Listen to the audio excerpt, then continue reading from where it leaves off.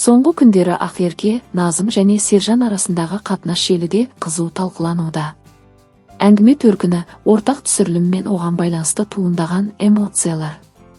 Бастапқыда бұл тек жұмыс бабындағы кездесу сияқты көрінгенімен, түсірілім аяқталған соң жанжал басталып кетті.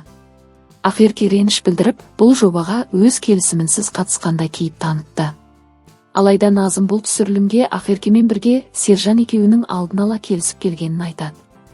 Оның айтуынша, сценарий бұрыннан бекітілген, барлығы ұйымдастырушылардың идеясы болған. Назым өзінің тек жұмысын атқарғанын айтып отыр. Эмоцияға берілмей, жұмысты жұмыс деп қарау керек деген ол, Ақеркені өз ренішін пайдаланғысы келді ме деп тұспалдады. Араласатын ортамыз бір болған соң, кейде кездесіп қаламыз. Сәлеміміз түзу, арамызда тек сыйластық бар и все. Бұл түсірілімнің сценарийін талқылауға Ақерке мен Сержан екеуі бірге келіп келісіп алдын ала шешкен еді. Егер де Ақерке білмей, оның келісімінсіз болса, мен түсірілімге түспес едім.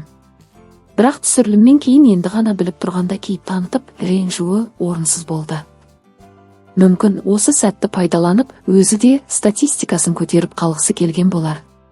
Босқа мені жаман атты қылып. Жарайды енді. Көреді өздері. Мен тек бақыт тілеушімін.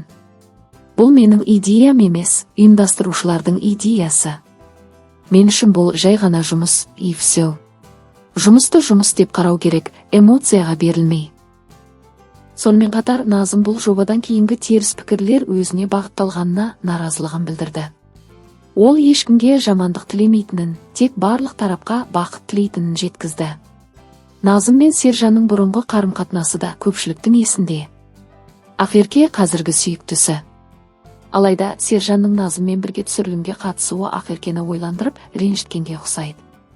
Әлеуметтік желіде бұл үштіктің қарым-қатынасы қызу талқыға түсіп, жұрт түрлі пікір білдіруде.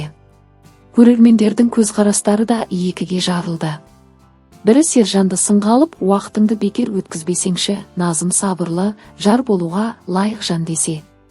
Енді бірі Ақеркені сынап, оны өмірлік тәжірибесі аз, тым ерке, жұлдызданған қыз деп сипаттайды.